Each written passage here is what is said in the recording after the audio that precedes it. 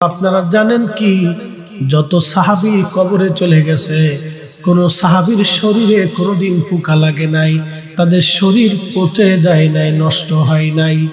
একবার জোরে বলা যাবে আল্লাহু আকবার। কি বুঝলেন? আমাদের শরীরের পায়খানা রাস্তা দিয়ে পোকা এসে সমস্ত শরীর দুর্গন্ধ হয়। 17 দিনের মাথায় পুরা বডি পচে গলে একবার মিসমার হয়ে যায়। 2 মাসের মধ্যে সমস্ত গোশতগুলি মাটির সাথে একবারে মিশে চলে যায়। 1 বছরের মধ্যে সমস্ত হাড্ডিগুলি মাটির সাথে মিশে যায়। মানুষের জিন্দেগি শেষ, বড়ও শেষ, অহংকারও শেষ। বিরাট বড় জমিওয়ালা, গাড়িওয়ালা, বাড়িওয়ালা, ক্ষমতাওয়ালা, কিন্তু কবরের পাশে কেউ যাবে না। ক্ষমতাও শেষ, কবরও শেষ, কেউ আর যাবে না। কোনো লাভ নাই দেমাগ দেখাইয়া, দুনিয়ার ক্ষমতা আর পয়সার গরম দিয়ে কোনো লাভ নাই। এগুলি দিয়ে বাজান কোনো লাভ নাই।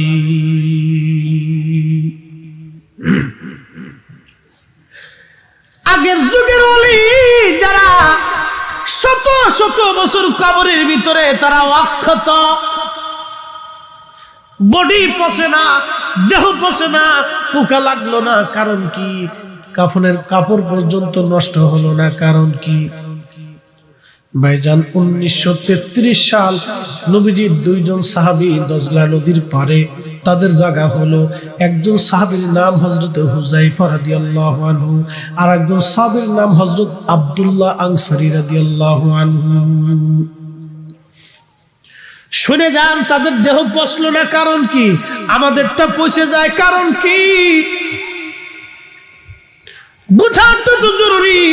তারাও মুসলমান আর আমরাও মুসলমান। দজলা নদীর পারে 2 জন সাহাবীর মাজার।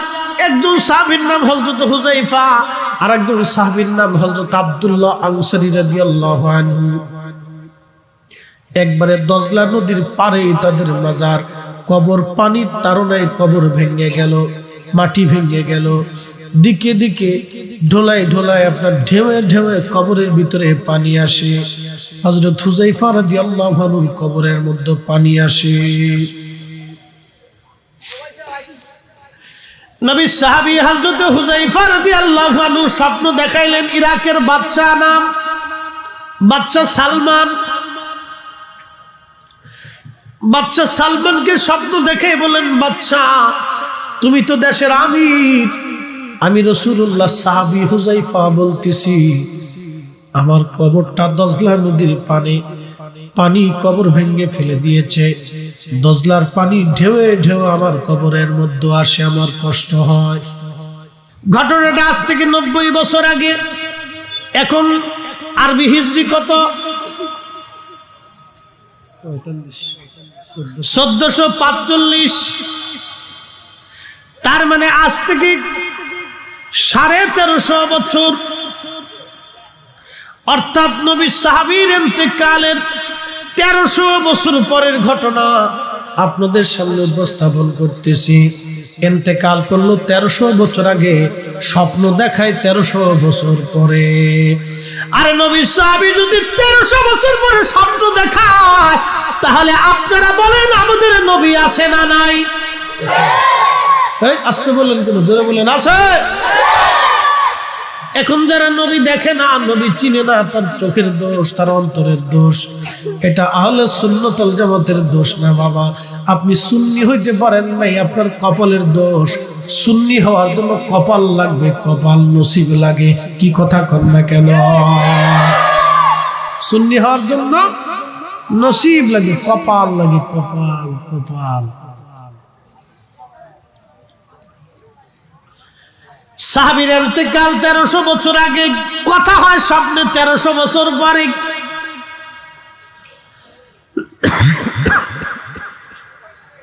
বাদশা ফয়সাল স্বপ্ন দেখাচ্ছে নবী সাহাবী, ও বাদশা ফয়সাল, আমি নবী সাহাবী হযরত হুযায়ফা বলতেছি, আমার কবর দজলা নদী ভেঙে ফেলেছে। কবরের একটা পাল ভেঙে গেছে, ঢেউয়ে ঢেউয়ে ঢেউয়ে ঢেউয়ে কবরের ভিতরে পানি ঢুকে আমার কষ্ট হয়। আমার বন্ধু নবীর সাহাবী হযরত আব্দুল্লাহ আনসারীর কবরটা স্যাঁতসেঁতে হয়ে গেছে, তারও কবরের মধ্যে কষ্ট হয়। তুমি তাড়াতাড়ি আমাদের কবর সরানোর ব্যবস্থা করো। না না হয় না, আরো জোরে বলেন। আমরা মরার পরে কয় ঘন্টা? 24 ঘন্টা শেষ। আমরা মরার পরে কয় ঘন্টা? 24 ঘন্টা শেষ। আমরা মরার পরে 24 ঘন্টায় শেষ। 24 ঘন্টার ব্যবধানে আমাদের শরীর পচে গেল, গন্ধ বের হয়ে গেল, শরীর ফুরে গেল, পচা পচা গন্ধ, সিপ দিলে ভেস ভেস ফেস ফেস ফেস ফেস করে। কিন্তু সাহাবী ইন্তেকাল করল 1300 বছর পর। আগে কিন্তু স্বপ্ন দেখায় 1300 বছর। কবরের ভিতরে অক্ষত ডাক দেখা, কবর থেকে আমাদেরকে তাড়াতাড়ি সরাও, আমাদের কষ্ট হয়। আল্লাহ এই জন্য কোরআনে বলছেন, ইন্নাল্লাযীনা আমানু ওয়া আমিলুস সলিহাতি উলাইকা হুম খায়রুল বারিয়া। প্রিয় নবী সাহাবী স্বপ্ন দেখাইলেন।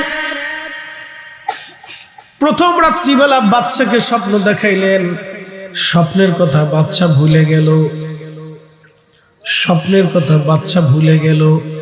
দ্বিতীয় রাত নবীজি সাহাবী আবার স্বপ্ন দেখায়, ও বাচ্চা ফয়সাল, আমি নবীর সাহাবী হুযায়ফা বলতেছি, আমার কবর স্যাঁতসেঁতে হয়ে গেছে, দজলা নদীর পানি আমার কবর ভেঙে ফেলে দিয়েছে, পানি আমার কবরে ঢুকে আমার কষ্ট হয়। আমার নবীর সাহাবী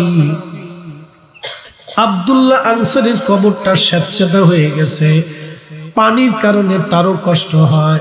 আমাদের দুইজনের কবর তাড়াতাড়ি করে সরাও। দ্বিতীয় রাত্রে স্বপ্ন দেখাইছে বাচ্চা ফয়সাল, দ্বিতীয় দিনও ভুলে গেলেন। মানে রাষ্ট্রীয় কাজের চাপে ওনার আর মনে নেই। তৃতীয় দিন আবার বাচ্চা ফয়সালকে আবার স্বপ্ন দেখে, বাচ্চা ফয়সাল, আমি নবীর সাহাবী হুযায়ফা,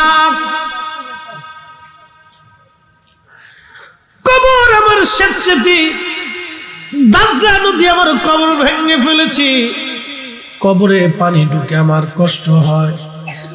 আমার নবীর সাহাবী আব্দুল্লাহ আনসারীর কবর নষ্ট হয়ে গেছে, তাড়াতাড়ি করে আমাদের কবর এখান থেকে সরাও, আমাদের কষ্ট হচ্ছে। তৃতীয় রাত্রে স্বপ্ন দেখাইলেন, বাদশা তৃতীয় দিনের মাথায় স্বপ্নের কথা আবার ভুলে গেছে।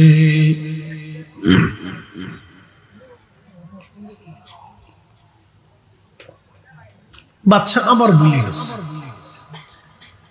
চতুর্থ রাত্রির বেলায় নবী সাহাবী, ইরাকের যিনি প্রধান মুফতি, গ্রান্ড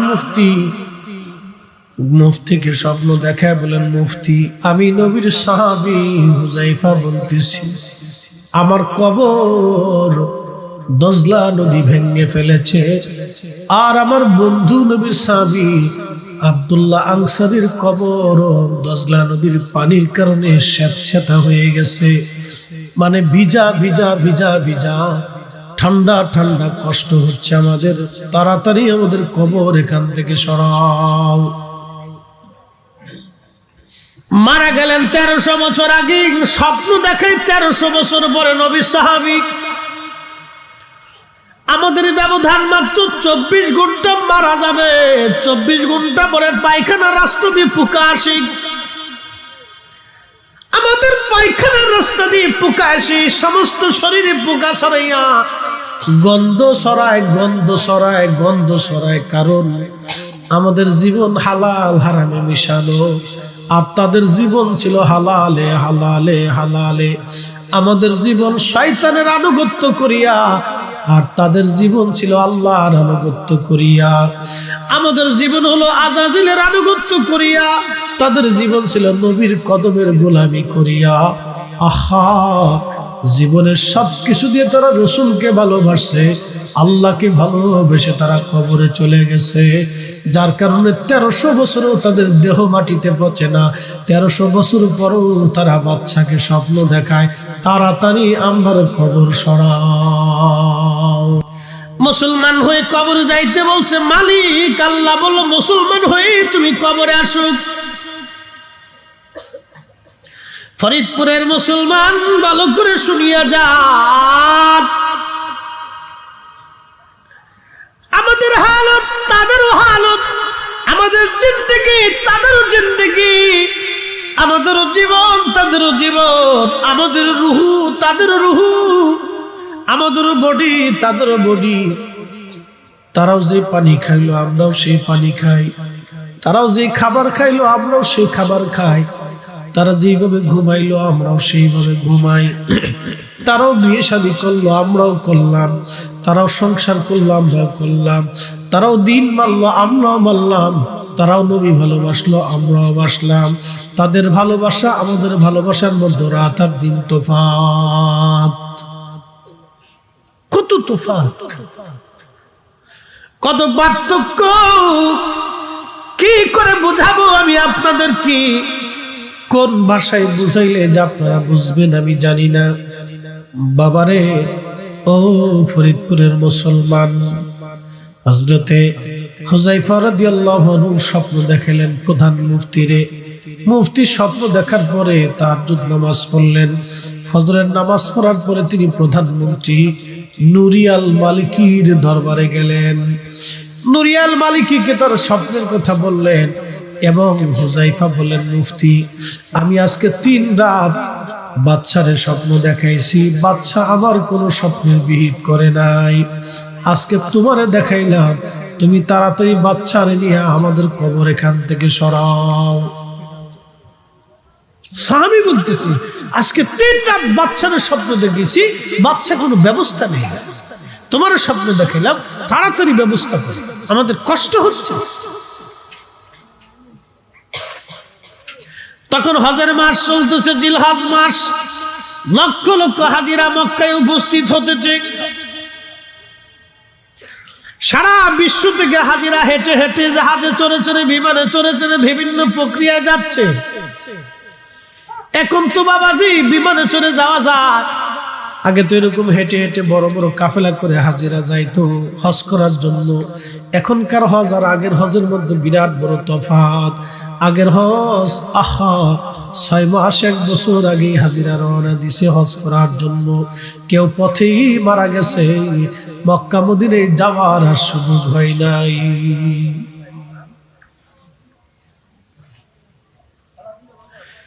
অনিশাপুরের মুসলমান, প্রধান মুফতি এই স্বপ্নখানা দেখার পরে তাড়াতাড়ি প্রধানমন্ত্রী নুরিয়াল মালিকের কার্যালয়ে গেলেন।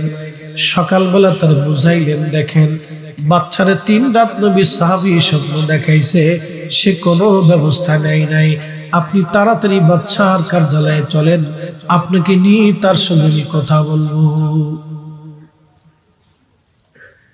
মুফতি সাহেব বাচ্চাকে নিয়ে, প্রধানমন্ত্রীকে নিয়ে বাচ্চার কার্যালয়ে গেলেন।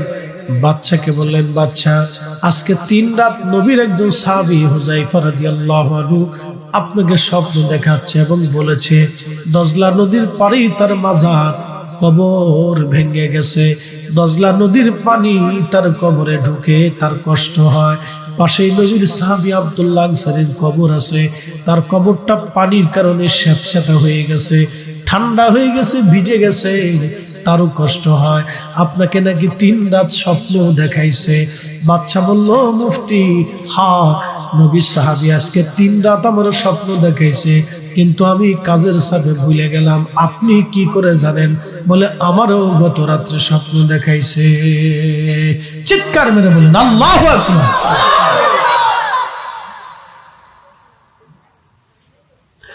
বলে আপনাকে স্বপ্ন দেখাইছে? বলে হ্যাঁ আমারও স্বপ্ন দেখাইছি।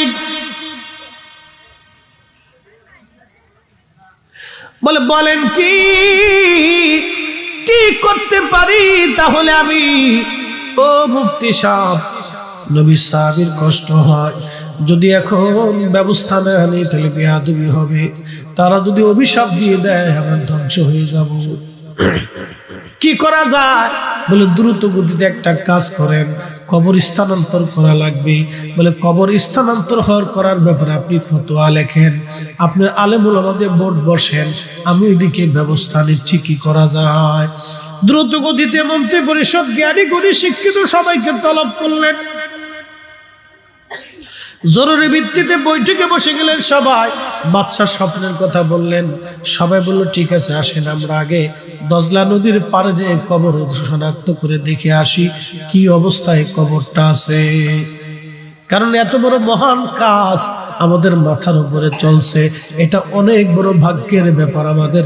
বাদশাহ আপনার বুলন্দ নসিব, আজকে 1300 বছর পরে রাসূলুল্লাহর সাহাবী দেখার সৌভাগ্য হবে। চিৎকার মেরে জোরে বলেন আল্লাহু আকবার।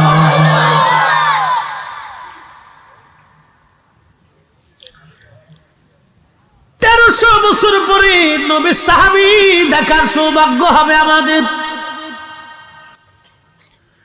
যাই দেখতেছে ঠিকই রাসূল কারীমের সাহাবীর কবরের পাশে মাটি ভেঙে ফেলে দিয়েছে, নদীর কারণে ভেঙে গেছে। পানিগুলি ঢেউয়ে ঢেউয়ে পানি ঢুকতেছে, ঢেউয়ে ঢেউয়ে পানি ঢুকে সাহাবী চিন্তায় পড়ে গেলেন, বাদশা চিন্তায় পড়ে গেলেন কি করা যায়। সবাইকে বললেন তাড়াতাড়ি পরামর্শ দেন। এই সংবাদটা ইলেকট্রনিক্স মিডিয়া, তখন তো এত এই আপনার ইউটিউব ছিল না, আপনার ফেসবুক ছিল না, চ্যানেল ছিল না, এত দ্রুত গতিতে সংবাদ পৌঁছায় নাই। আজকে যদি ঢাকায় কোনো কিছুই হয় তাহলে বাংলাদেশে পৌঁছাইতে মাত্র 10 মিনিট সময় লাগবে, সারা বাংলাদেশের মানুষ জেনে যাবে হাতে হাতে।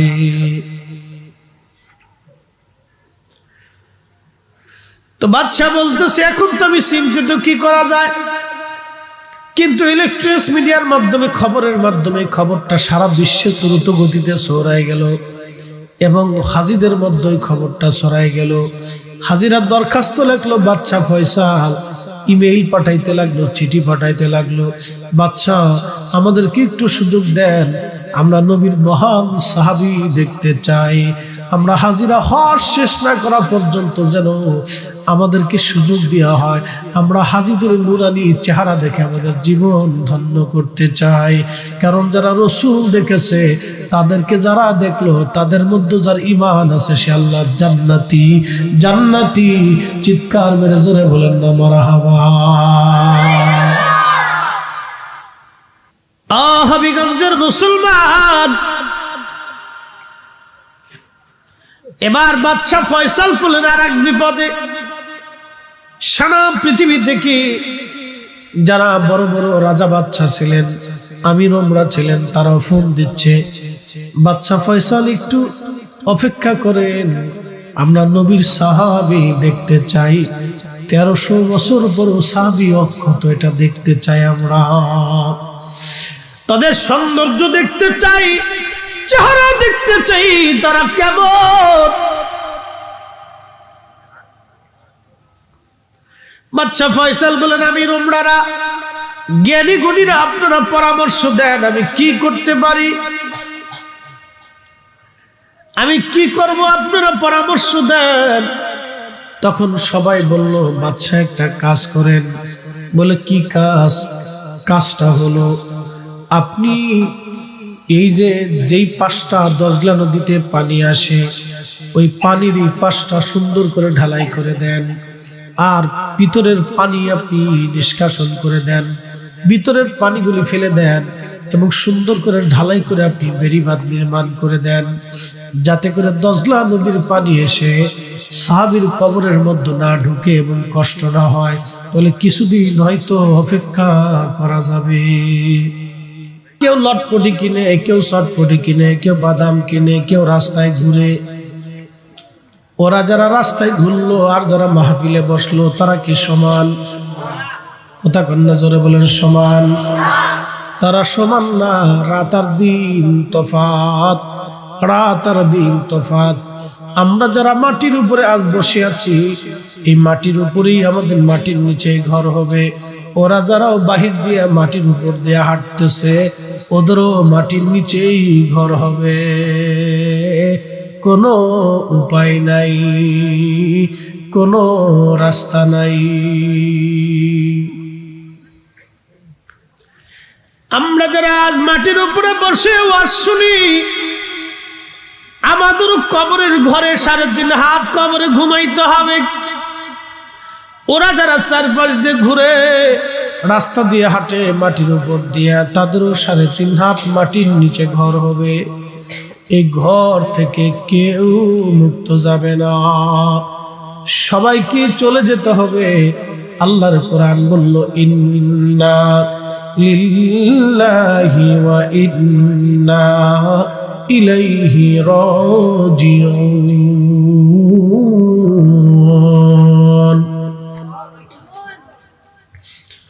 ইন্না লিল্লাহ, নিশ্চয় আমরা আল্লাহর জন্য।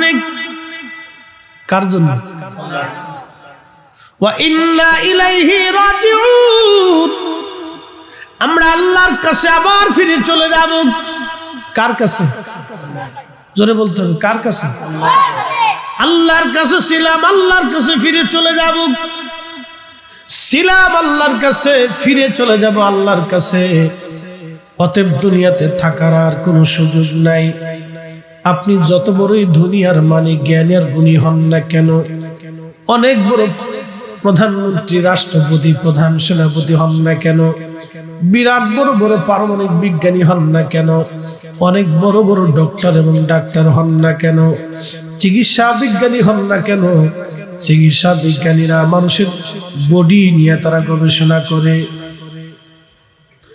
অনেক বড় মেধা তাদের, প্রচন্ড মেধা তাদের। তাদের কাজ হলো মানব নিয়ে গবেষণা করা, নিত্য নতুন রোগের নতুন নতুন ওষুধ আবিষ্কার করা। তাদের মতো বড় বড় চিকিৎসা বিজ্ঞানীরা মৃত্যুর কাছে হেরে গেছে, মরণের কাছে পরাজিত হয়েছে। এই জন্য আমি শুরুতে কোরআনের একটা আয়াত তেলাওয়াত করেছিলাম। আল্লাহ বলেন, ওয়াবুদুল্লাহ ওয়ালা তুশরিকু বিহি শাইয়্যা। এ বান্দা, তুমি আমি আল্লাহর ইবাদত করো, আমি আল্লাহর সাথে শিরিক করবে না। তুমি আমি আল্লাহর সাথে অংশীদার মনে করবে না। আমি মালিক, আমি আল্লাহ এক এবং একক। আল্লাহুস সামাদ, আমি আল্লাহ কারো মুখাপেক্ষী না। সব সৃষ্টিগুলি আল্লাহর মুখাপেক্ষী, আমরা সব আল্লাহর মুখাপেক্ষী। আল্লাহ আমাদের মুখাপেক্ষী না। আল্লাহ দয়া করে আমাদেরকে সৃষ্টি করেছেন, এটা আল্লাহর অনেক বড় দয়া। আল্লাহ দয়া করে আমাদেরকে সৃষ্টি করেছেন। যদি দয়া না করতেন আমাদের কিছুই করার ছিল না। এই যে বলেন আমাদের চোখ অনেকের অন্ধ হয়ে যায়, অনেকের চোখ অন্ধ হয়ে যায়। আপনারা বলেন, পৃথিবীর সব ডাক্তার যদি মিলে একত্রিত হয়ে চিকিৎসা করায়, তারপরও কারো চোখ অন্ধ হয়ে গেলে সেই চোখ কি আর কোনোদিন আলো ফিরাইতে পারে? কথা কেন কেন আলো আসে? আর সম্ভব না। কোন মানুষের যদি মৃত্যু হয়, পৃথিবীর সমস্ত শক্তি এক জায়গা হলো কেউ তারে বাঁচাইতে পারে? কথা কেন কেন পারে? তারে বাঁচাইতে পারে না। পৃথিবীর সব শক্তি এক জায়গায় হলেও সে বাঁচবে না। অতএব দুনিয়া থেকে একদিন আমরা সবাই চলে যাব। নিশাপুরের মুসলমান, ফরিদপুরের মুসলমান শুনিয়া যান। এ বাবাজি, মাইকের আওয়াজ বহু দূরে যায়। অনেকে চিন্তা আমি আরেকটু পরে যাই, আরেকটু পরে যাই। না না, জীবন পরে পরে করতে করতে করতে করতে জীবন শেষ হবে। আল্লাহর কোরআন বলল, ওয়ামা তাদরি নাফসুম মাযা তাকসিবু গাদা। আগামী সময়টা আমাদের ভাগ্যে কি আছে আমরা কেউ জানি না। আগামী মুহূর্তটা আমাদের জন্য কি আসবে আমরা কেউ জানি না। আগামী সময়টা আমাদের নসিবে কি আছে আমরা কেউ জানি না।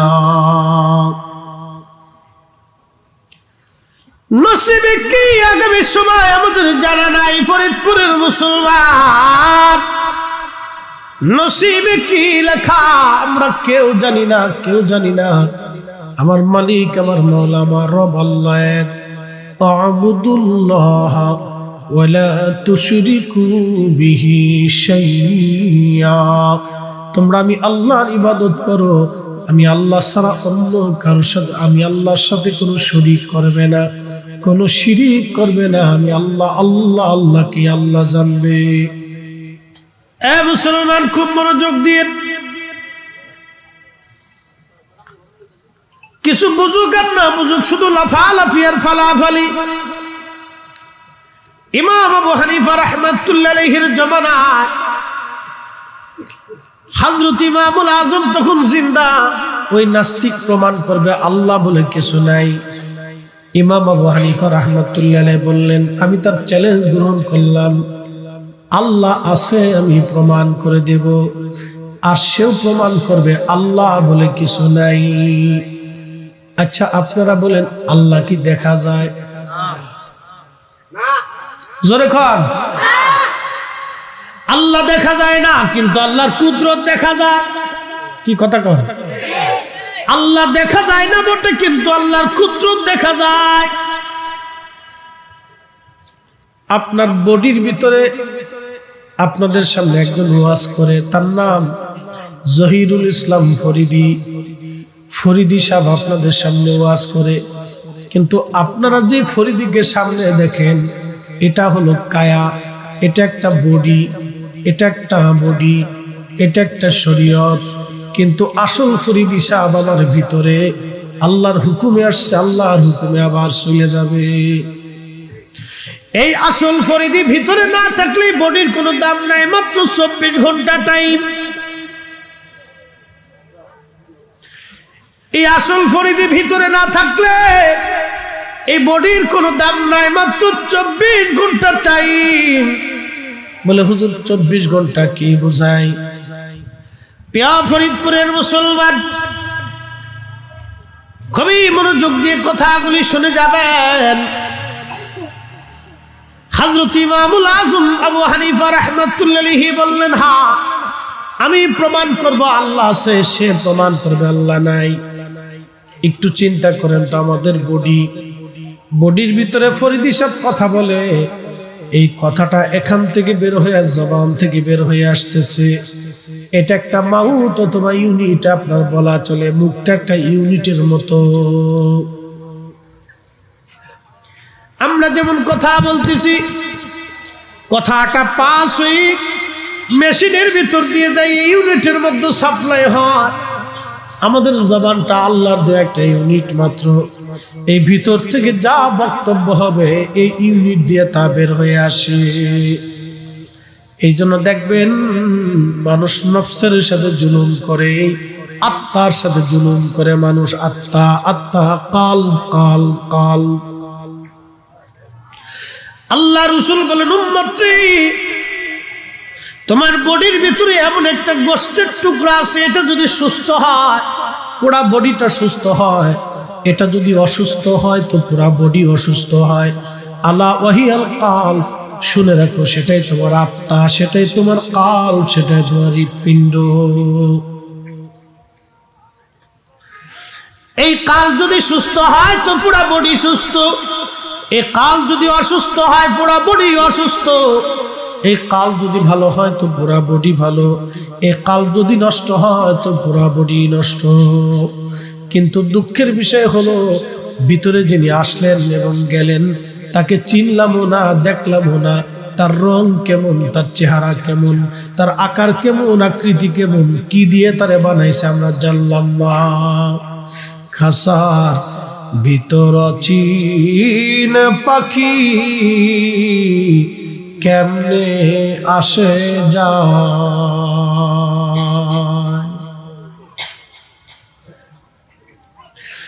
ফরিদি সাহেবকে চিনলাম না। এই ফরিদি সাহেবের রং কি, চেহারা কি, আকার কি, আকৃতি কি, কি দিয়ে বানানো হলো? কাফেররা নবীকে প্রশ্ন করলো, হুজুর ওয়ায়াসআলুনাকা আনির রূহি কুলির রূহু মিন আমরি রাব্বি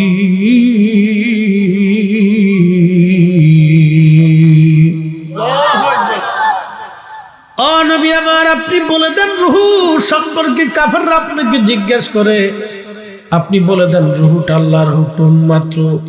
এটা কি দিয়ে বানানো হয়েছে, কোন রঙের, কোন বিষয়, এত চিন্তা করতে হবে না তাদেরকে। একটা জবাব দিয়ে দেন, এই রূহটা আল্লাহর একটা হুকুম, আমরি রব্বি, আল্লাহর হুকুমে আসছে। আবার হুকুম যখন হয়ে যাবে এই রূহটা আল্লাহর দরবারে চলে যাবে। বাবাজি, মাত্র 24 ঘন্টার ব্যবধান। এই 24 ঘন্টার ভিতরে আমাদের বডিটা কি হবে, পায়খানার রাস্তা দিয়ে একটা পোকা বের হবে।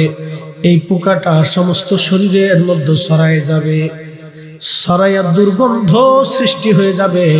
তখন ছেলে বলেন, মেয়ে বলেন, স্ত্রী বলেন, সন্তান বলেন, বন্ধু বলেন, বান্ধব বলেন, প্রতিবেশী বলেন, এলাকাবাসী বলেন, সবাই শুধু বলবে তাড়াতাড়ি তাড়াতাড়ি কবরে নিয়ে যাও, তাড়াতাড়ি কবরে দিয়ে দাও, এটা গন্ধ হয়ে গেছে, তাড়াতাড়ি কবরে দিয়ে দাও। মরতে দেরি হলো, 24 ঘন্টা পার হইতে দেরি হবে, কবরে রাখতে দেরি করবে না। আহা, অহংকার আর বড়ায় সত্তার শেষ হয়ে গেল। কোনো অহংকার আর তার কিছুই নাই, কোনো শক্তির গৌরব নাই, ক্ষমতার গৌরব নাই, সব মিসমার হয়ে গেল মাত্র সামান্য একটু সময়ের ব্যবধানে। এই জন্য আমার যা আছে সব তোমরা ছেড়ে দাও, এইগুলি করে কোনো লাভ নাই, কোনো ফায়দা নাই। আল্লাহকে খুশি করে দেওয়াটাই হলো বুদ্ধিমানের কাজ। এই জন্য আল্লাহর কোরআন আল্লাহ বললেন, ইয়া আইয়ুহাল্লাযীনা আমানুত্তাকুল্লাহা হাক্কা তুকাতিহি ওয়া লা তামুতুন্না ইল্লা ওয়া আনতুম মুসলিমুন।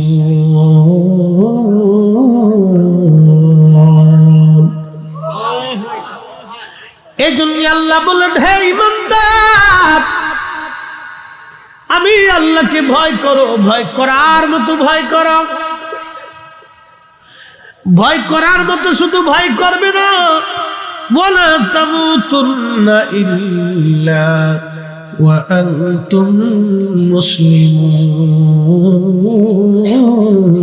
মুসলিমুন। মুসলমান না হয়ে কবরে আসবা না, মুসলমান হয়ে কবরে আসো। মুসলমান মুসলমান মুসলমান মুসলমান কি? আসলামতু লিরাব্বিল আলামিন। মুসলমানের কাজ হচ্ছে সমগ্র জগতের যিনি মালিক, ওই আল্লাহর কুদরতি কদমে নিজেকে আত্মসমর্পণ করার নাম মুসলমান। ওই আল্লাহর কুদরতি কদমে নিজেকে আত্মসমর্পণ করার নাম মুসলমান। ও আল্লাহর কুদরতি কদমে নিজেকে আত্মসমর্পণ করার নাম মুসলমান।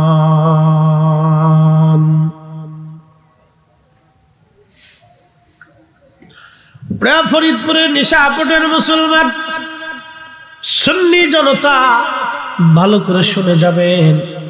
আল্লাহু আকবার। খাস শেষ হয়ে গেল। প্রায় 5 লক্ষ মানুষ ইরাকের বাগদাদে সালমান পার্কে জমা হলো। সালমান পার্কে ঘুমিয়ে আছেন রাসূলুল্লাহর একজন সাহাবী, তার নাম হযরত সালমান ফারসি রাদিয়াল্লাহু আনহু, যিনি 250 বছর হায়াত পেয়েছিলেন। এই সাহাবীর পবিত্র মাজার ওই ইরাকের সালমান পার্কে আছে।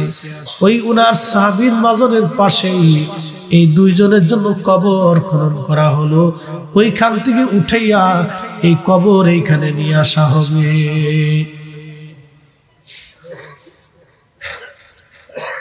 সালমান ফারসি রাদিয়াল্লাহু আনহু যেখানে কবর, এইখানে দুইজনের কবর খনন করার জন্য কবর খনন করা হলো। ওই দজলা নদীর পার থেকে ওনাদেরকে এখানে নিয়ে আসা হবে। এই সিস্টেম করা হতো। এই সালমান পার্কে ইরাকের হোটেল মোটেল যেখানে যা ছিল 5 লক্ষ মানুষ সারা পৃথিবী থেকে ভিড় করলো সাহাবী দেখতে। ইরাকের বিভিন্ন অঞ্চল থেকেও হাজার হাজার লক্ষ লক্ষ মানুষ আসলো সাহাবী দেখার জন্য। লাখে লাখে মানুষের পুরো অঞ্চল ভরে গেল সাহাবী দেখতে। একসাথে বলা যাবে আল্লাহু আকবার। এমন জীবন করিয়া গঠন, এমন জীবন করিয়া গঠন, হাসিবে তুমি কাঁদিবে ভুবন। এমন জীবন করিয়া গঠন, হাসিবে তুমি কাঁদিবে ভুবন। নবী সাহাবী 1300 বছর পর যেইভাবে সেইভাবে স্বপ্ন দেখায়, হায় হায় হায়, আমরা মারা যাওয়ার মাত্র 24 ঘন্টায় শরীর থেকে পোকা বের হয়, এই পোকার গন্ধে থাকা যায় না।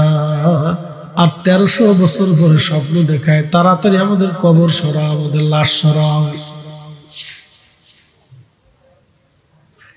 মুসলমান হইলে এরকম হইতে হতো, কাজের মুসলমান।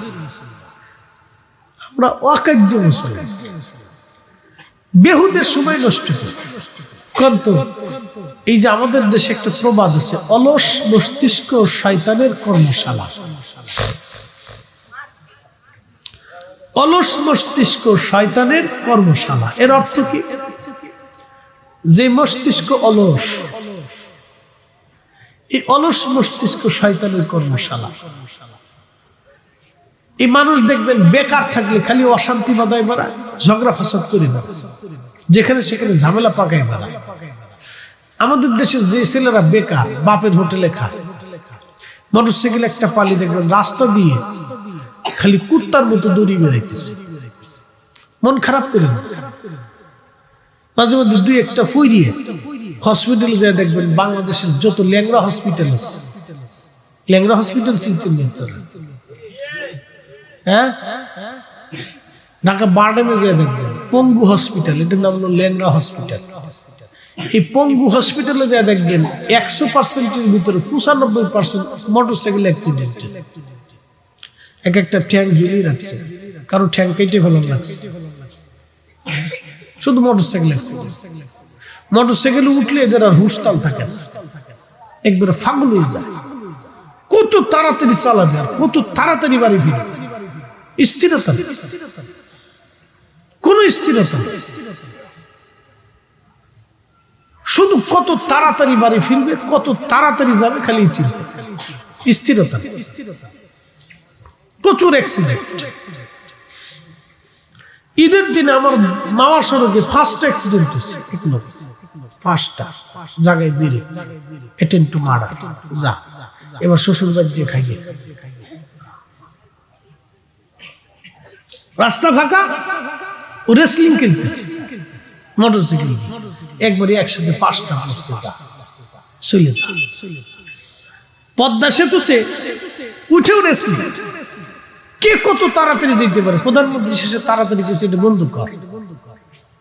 এই পদ্মা সেতুর মান সম্মান খেয়ে ফেলেন ওরা, ওরা একবারে টোটাল বন্ধ করে দিচ্ছে। মোটরসাইকেল ওয়ালারা খুব বেজা, কেন যে বন্ধ করছে এই এখন সে আমরা বুঝছি কেন বন্ধ করছে। তারপরও মাঝে মধ্যে গভীর রাত 2টা 3টে 4টের সময় বাড়ি ফিরি। আমার বাসা তো পোস্তগোলা ব্রিজ পার হইলি হাসনাবাদে, বসুন্ধরা রিভার ভিউ।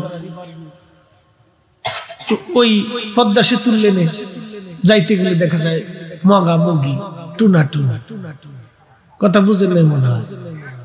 পিছনে একটা মগিরে লই দিচ্ছে, মগি ইজলে না বেডি বোঝা যায় না। কিরে তোরা ঠিক আসতেছে, বেডি বুঝা যায় না, এটা বেডি না ইজলে। বলে হুজুর এটা কইলেন কে? তো প্যান্ট পরা শার্ট পরা, ওরা প্যান্টও লয়ে গেছে শার্টও লয়ে গেছে। পুরুষ মানুষই প্যান্ট পরে শার্ট গায়ে দেয়, কি কথা কর না কেন, ঠিক কিনা?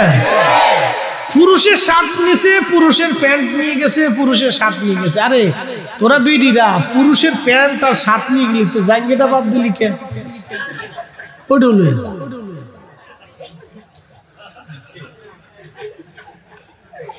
কিরে বলা মানে আসস কে? তার মানে জগৎ আর জগতে নাই। কুত্তাও মাঝে মধ্যে শরম পায় যে কোন দুনিয়া তাইলাম। এই কি কথা কর না,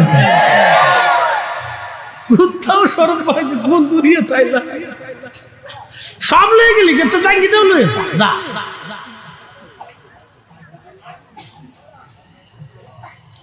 পুরুষের পোশাক পুরুষে পরবে, নারীর পোশাক নারী পরবে। কি কথা কর না কেন? এটাই হচ্ছে নিয়ম, যেটা রুলস সেটা নিয়ম, সে আইনে চলতে। পুরুষের পোশাক কেন নারী নিবে? আমরা কি বেডিগার পোশাক নিয়ে টানাটানি করি? জীবনে সালোয়ার কামিজ পরছেন নি আপনারা? ছায়া টায়া পরছে, শাড়ি পরছে, চুরি লাগাইছে, কানের তার দিছে, কিছু ফুলাফান কানের তার দেয়। ওটা বেড়া না, ওটা ইজলিয়া। কি কথা কর না কে? ওটা বেড়া কই কে? ওটা ইজলিয়া।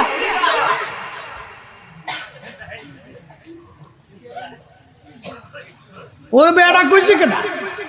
ওটা ইজলিয়া।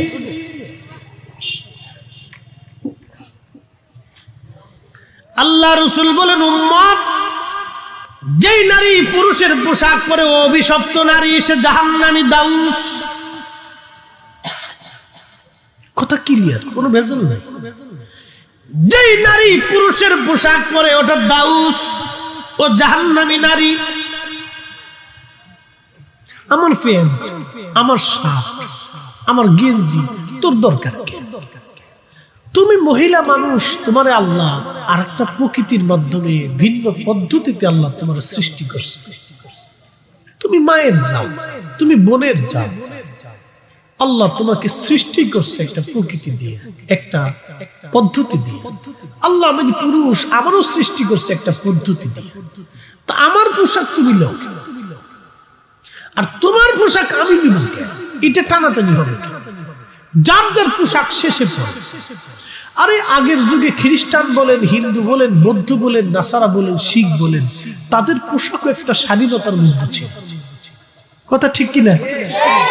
তারাও কিন্তু ঢিলে ঢোলা পোশাক আশাক করে শরীর আবৃত করে থাকে। তাদের পোশাকও তাদের, মহিলার পোশাক মহিলা, পুরুষের পোশাক পুরুষই করতেছে। ওহন দুনিয়া তুলো ডাকে।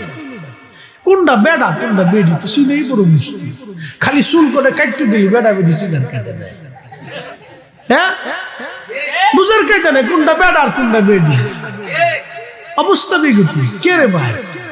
তোরা বেড়ি না, ইজলা শাস্তি দিচ্ছিস কে? আল্লাহ, দুনিয়াতে কত রকমের বেহায়াপনা আসতেছে। নতুন সিচুয়েশন আবার বেরিয়েছে। নতুন সিচুয়েশন কি জানেন? হরমোন পদ্ধতির মাধ্যমে পুরুষ নারী হয়, নারী পুরুষ হয়। অকল্পনীয়। মানুষ কতটা নিকৃষ্ট। কালকে একটা খবরে দেখলাম, আহা, বাবা তার মেয়ের ধর্ষণ করে। লা হাওলা ওয়ালা কুওয়াতা ইল্লা বিল্লাহ। কুকুর পর্যন্ত এটা দেখলে ডরায়। তোরা মানুষ হইছিস কেন? তোদেরকে মানুষ হইতে কি বলছে? তোরা কেন মানুষ হইছিস? তোদেরকে মানুষ হতে বলছে। এরা মানুষ। এই জন্য দেখেন, কুত্তারে হেদায়েত করার জন্য কোন বার্তাবাহক কুকুরের মধ্যে পাঠায় না। শিল কুত্তা, পশু পাখির ভিতরে কিন্তু তাদের হেদায়েতের জন্য কোনো বার্তাবাহক নাই। কারণ কি? ওরা অল টাইম আল্লাহর জিকিরি, আল্লাহর আইনি, আল্লাহর নিয়মে চলে। ওরা কিন্তু আল্লাহর আইনের বাহিরে যায় না। বলে হুজুর কি করে? বুঝাচ্ছি আপনাকে।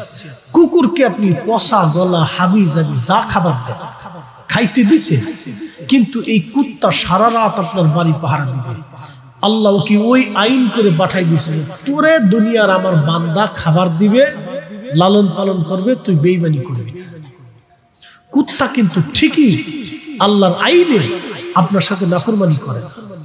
ও কিন্তু আপনি ফসা গলা উচ্ছিষ্ট যা খাবার দিছেন খাইয়ে সারা রাত আপনি কম্বল মোড়া দিয়ে ঘুমান, ও উঠানের সামনে এই শীতের মধ্যে থরথর থরথর করে কাঁপে আর আপনার বাড়ি পাহারা দিতে থাকে।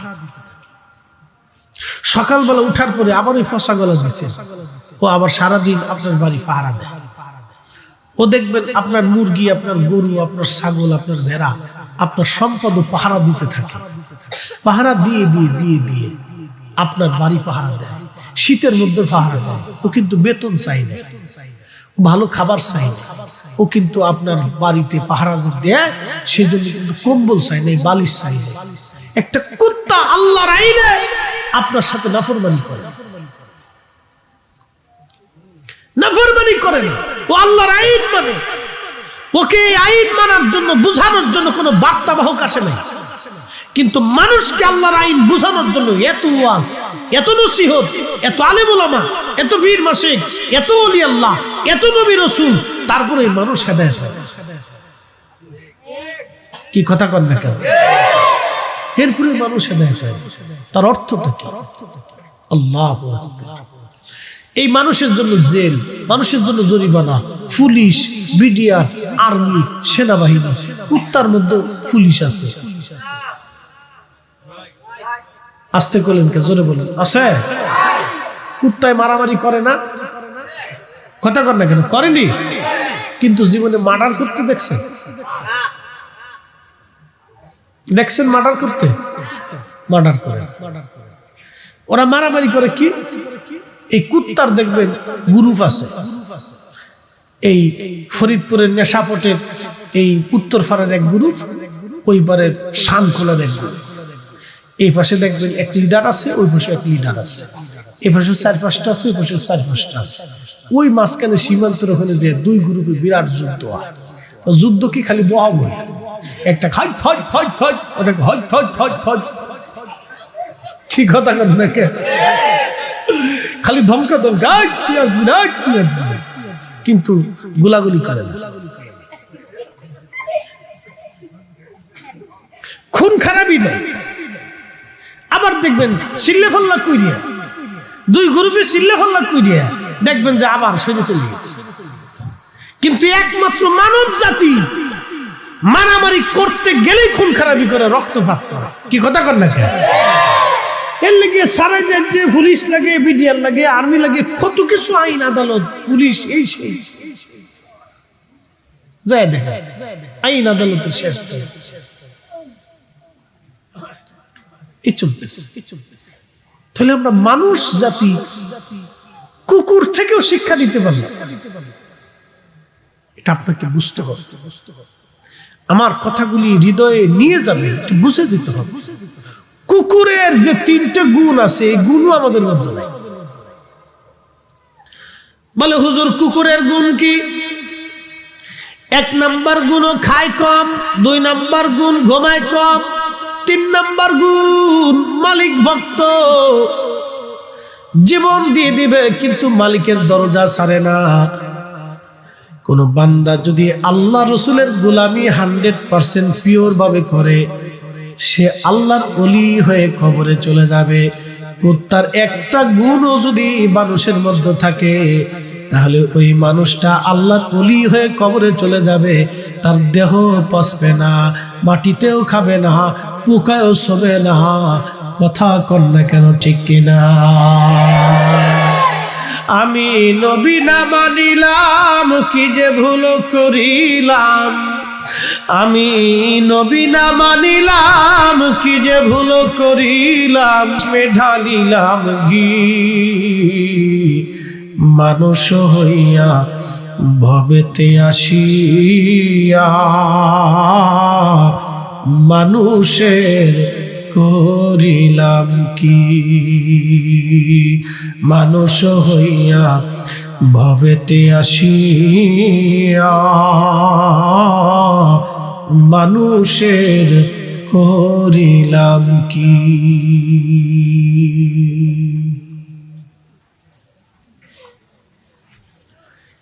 এজন্য মানব জাতি সৃষ্টি করার আগে ফেরেশতারা একটা জবাব দিল, ক্বালু আতাজআলু ফিহা মান ইউফসিদু ফিহা ওয়াসফিকুদ দিমা।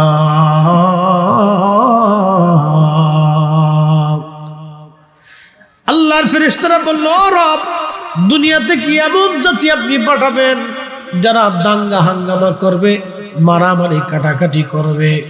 শুধু তাই নয় আল্লাহ, ওরা ফ্যাসাদ বাঁধাবে, অশান্তি বাঁধাবে, বিশৃঙ্খলা বাঁধাবে, ঝগড়া ফাসাদ করবে, খুনোখুনি করবে, রাহাজানি করবে, ডাকাতি করবে, চুরি করবে। আল্লাহ এজন্যই কি এ মানব জাতি দুনিয়ার মধ্যে পাঠাইবা? ওরা কিন্তু আপত্তি করেছিল, এই আপত্তি। অতএব এই ফিতনা ফাসাদ বিশৃঙ্খলা খুন খারাপি অকাম কুকাম থেকে যারা দূরে থাকে তারাই প্রকৃত মানুষ হতে পারে, এরাই প্রকৃত মানুষ হতে পারে। অতএব হে ফরিদপুরের মুসলমান, খুবই মনোযোগ দিয়ে শুনিয়া যান। চারপাশে বহু কুয়াশা, এখনো যারা কুয়াশার মধ্যে দাঁড়াই রয়েছেন, কুয়াশা খাইয়া লাভ নাই, ভিতরে আসেন, মাহফিলের মধ্যে এসে বসে দুইটা কথা শুনে যান। আমরা মানুষ গরু ছাগল করে আল্লাহ বানাই নাই। আচ্ছা, আপনাদের দেশে গরু আছে না নাই? আছে? গরুতে মারামারি করে না ভাই?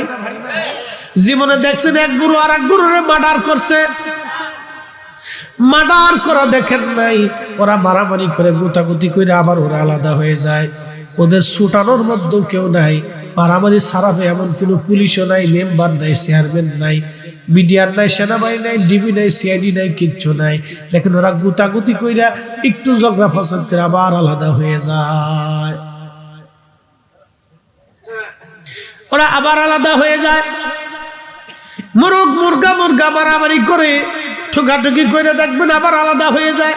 এক মুরগার এক মুরগারে হত্যা করে না, মার্ডার করে, ওরা আলাদা হয়ে যায়। বিড়ালে মারামারি করে, এক বিড়াল আর এক মারামারি করে, দেখবেন খুব হাতাহাতি করতেছে, বিরাট বড় হাতাহাতি, একটা খুব করে থাপড়াইতেছে, কিন্তু জীবনে দেখছেন রক্ত বেরিয়েছে। কিন্তু বিড়ালে যদি আপনারই খামছি না, দেখবেন রক্ত বেরিয়ে গেছে। ওরা নিজেরা হাতাহাতি করলো, রক্ত বেরোল না। কি থাপড়াথাপড়ি গুটি করার পরে দুজন আবার আলাদা হয়ে গেছে। পুলিশ নেই, মিডিয়ার নাই, সেনাবাহিনী নাই, সিআইডি নাই, মামলা নাই, আদালত নাই, কিচ্ছু নেই। কিন্তু এই মানুষের জন্য এত আদালত, হবিগঞ্জের আদালত, মৌলভীবাজারের আদালত, প্রত্যেক জেলায় থানায় আদালত, ইউনিয়নে আদালত, ইউনিয়ন পরিষদেও আদালত আছে। ঝগড়া ফাসাদ বাদলে চেয়ারম্যান মেম্বারে মীমাংসা করে, মাতবার সর্দাররা বৈশে ঝামেলা করে, হাই ভাই মারামারি করতেছে, মনে ভাই মারামারি করতেছে, বাপ পুঁতে পিটি চলতেছে। মানুষ আপনি কল্পনা করলে মাথা নষ্ট হয়ে যাবে। বাপ পুঁতে মারামারি চলতেছে। কি করে মানুষ সন্তান পিতার গায়ে আঘাত করতে পারে? কি করে সন্তান মায়ের গায়ে আঘাত করতে পারে? এটা তো আশ্চর্য কথা। তার মানে আমরা মানুষ হতে পারি নাই। মানুষ যারা হয়ে কবরে চলে গেল, মুসলমান হয়ে যারা কবরে চলে গেল, এদের কবর মাটির দেহ পচে না, পোকায় খায় না, তাদের শরীরের পায়খানা রাস্তা দিয়ে 24 ঘন্টায় পোকা আসে না, শরীরে দুর্গন্ধ হয় না। এই জন্য মানুষ হওয়া লাগবে। মানুষ যখন, আমাদেরকে মানুষ হওয়া লাগবে। আমাদেরকে প্রকৃত মানুষ হতে হবে। যে মানুষ বানানোর জন্য রহমাতুল লিল আলামিন আসছিলেন, নবীর চরিত্রের আদলে, সাহাবীদের আকীদার আদলে, চরিত্রের আদলে আমাদেরকে মানুষ হওয়া লাগবে। যার কারণে এই যুগের শাহজালাল রাহমাতুল্লাহ আলাইহি মানুষ ছিলেন, আল্লাহর বন্ধু ছিলেন। আল্লাহর জমিন তাদের কথা শুনলো, এবং কি সুরমা নদীও তার কথা শুনলো। শাহ মুস্তাফা আল হুসাইনি আল হাসানি বাঘের পিঠে চড়ে মৌলভীবাজার আসলেন, বাঘে তার কথা শুনলো। সিফাসালাত নাসিরউদ্দিন রাহমাতুল্লাহ আলাইহি আপনাদের সুররঘাটে ঘুমিয়ে গেছে, ওনার মাজার শরীফ পূর্ব পশ্চিম হয়ে গেল। কারণ কি? উন্না মানুষের মতো মানুষ ছিল। কি কথা কর না কেন, ঠিক না বেটে?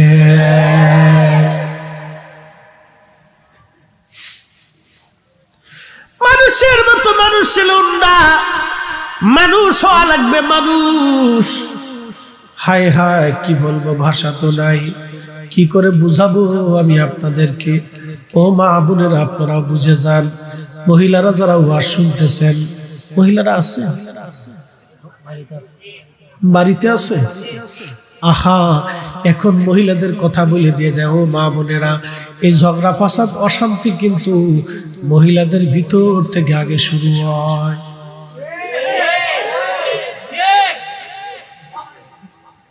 কিরে তোরা কিছু কইস?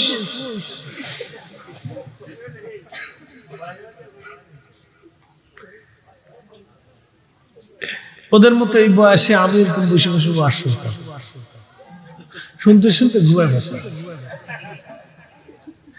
আর ওই সময় মনে মনে চিন্তা করতাম, যদি এরকম হুজুর পারতাম। বুঝছেন? এম ইংরেজিতে বলে এম, লক্ষ্য আপনাকে স্থির করতে হবে। সেনাবাহিনীর ট্রেনিং এর সময় বলে এম ঠিক করো, আগে এম। তুমি যে গুলি করবা, আগে এম ঠিক করো। তোমার লক্ষ্য বস্তু, টার্গেট পরিপূর্ণ মতো করো, এরপরে সিস্টেম মতো ট্রিগার টেনে দাও, কোনো খালাস। এম ঠিক করতে হবে। আপনার জীবনে কি করতে হবে, লক্ষ্য বস্তু কি? একটা লক্ষ্য নিয়ে না আগাইলে আপনি সাকসেস হতে পারবেন না। আমাদের বাচ্চাদের কাছে এদেরকে এম শেখানো হয় না, লক্ষ্য শেখানো হয় না। কি উদ্দেশ্য করে তাকে বড় করতে হবে, এই উদ্দেশ্য শেখানো হয় না। ডাক্তার হবে না, ইঞ্জিনিয়ার না, আলেম না, কি হবে, এইগুলি কোনো লক্ষ্য নাই। পড়তেছে তো পড়তেছে, যাইতেছে তো যাইতেছে, আসতেছে, ও নিজেও বুঝে না সে কি হবে। এই এম ঠিক না থাকার কারণে আমাদের বর্তমান বাংলাদেশে হাজার হাজার যুবকরা কলেজ ভার্সিটিতে উঠেই একবারে ঝরে পড়ে যায়, ডানে বামে চলে যায়। স্কুলে ঢুকার পরে 10 এবং 11 এগুলো তারা ঝরে পড়ে যায়। এম ঠিক না থাকার কারণে, ছোট্ট কাল থেকে তৈরি না করার কারণে। বাস্তবমুখী শিক্ষার বড় অভাব আমাদের, বাস্তবমুখী শিক্ষার বিরাট বড় অভাব। গদ্য পদ্য খালি পড়েই যেতেছি, কিন্তু বাস্তবতাই নাই আমাদের। বড় মুশকিল। এখন কি বলবো, ক্লাস 1-এ পড়ে কিন্ডারগার্টেনে একটা বাচ্চা, তার বই বলে 10টা না 8টা। ওর বই টানতে লোক লাগে একজন, মা কান্দে করে বই নিয়ে তারপরে স্কুলে যায়। কি কঠিন অবস্থা। আদব লেহাজ কায়দা বায়দা এইগুলি শেখানোর তো বালাই নাই। বাচ্চারা তো আদব শিখাইতে হবে, সালাম কালাম, আদব লেহাজ শিখাইতে হবে। ছোট্ট কাল থেকে তারে আমানত বুঝাইতে হবে, ছোট্ট কাল থেকে তারে ন্যায় নীতি শিখাইতে হবে। যে বাচ্চারা ছোট্ট কাল থেকে ন্যায় নীতি শিখে শিখে বড় হয়, সেই বাচ্চা যত বড়ই হোক না কেন, যত বড় অফিসার হোক, সে ঘুষ খাবে না, হারাম খাবে না, অন্যের ক্ষতি করবে না। কথা কোন ঠিক না বেঠে?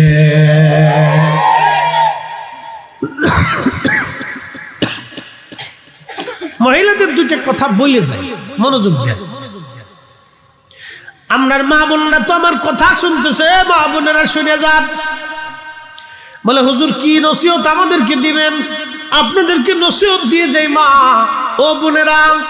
অনেক ফ্যামিলিতে সংসারের ঝামেলা কিন্তু মহিলাদের ভিতর থেকে শুরু হয়।